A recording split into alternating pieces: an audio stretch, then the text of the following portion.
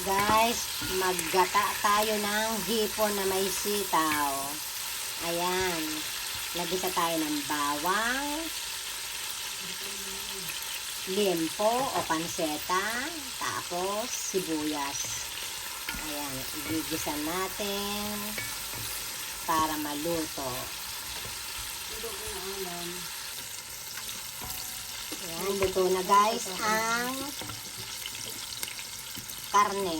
Sunod natin guys ang luya, henhebre. Ayan. Oh, busog na naman guys. Busog-lusog na naman. Ayan.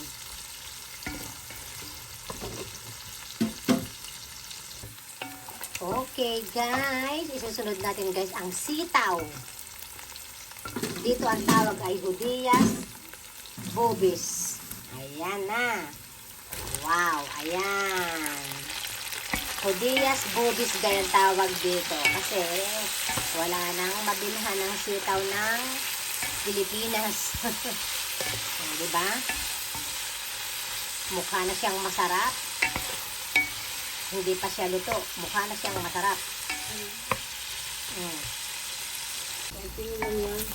Ayan guys. Lagyan natin guys ng timpla. Ayan. Dahil luto na. Pangit naman guys yung laksak. Ayan, paminta. Lagyan natin ng paminta. Tapos konting asin lang dahil may asin na guys yung karne ng aking igisa. Ayan, umalat na. Umalat na, na-over na yata. Kailangan guys mabuti ng matabang, huwag lang maalat. O, diba? Ngayon, dahil nararamdaman ko na malambot na yung sitaw, lalagyan natin naman ngayon na guys ng gata. Ayan na guys. Lagyan natin ng purong gata.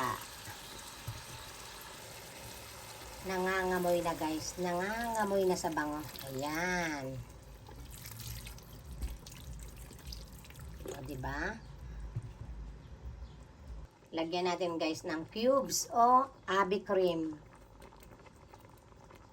Hihinaan natin yung apoy para hindi maubos yung gata o sabaw.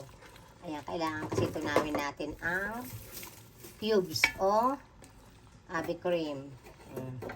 Pakuluan natin ng konti. Takpan muna natin guys para lumambot ang sitaw o Judías bovis. Ayan. Luto na guys ang sitaw. Ngayon ilalagay natin ang hipon sa ibabaw. Ilagay na natin guys. Yang guys ay fresh yung hipon. At ipinagmamalaki ko sa inyo na yan ay galing sa amo. Ibinigay sa akin. Ipinadala kay Nono. Sa aking darling. Ngayon ganyan. Hihinaan natin ang apoy mamaya. Dahil ang hipon guys ay hindi naman niya niluluto masyado. O, diba? Kahit wala na ako sa aking trabaho, alagang-alaga pa rin guys ang Batanggenya. Ganon talaga guys, basta't minahal mo ang kanyang mga anak at apo, pati ikaw ay mamahalin ng walang hanggan. O diba? O ayan. Diyos mio, mukha ng masarap. Takpan natin guys at pag nagkulay orange, ibig sabihin luto na. Tingnan natin. Ayan. Okay guys, luto na yan. Tatakpan na lang at papatayin ng apoy. Huwag na huwag kayong magluluto ng langostinos o mariscos o hipon na overcook dahil mahirap talupan. Papatayin natin. Okay. O diba? Ang ating ginataang hipon na super yummy and delicious. Thanks everyone for watching. Kain tayo guys!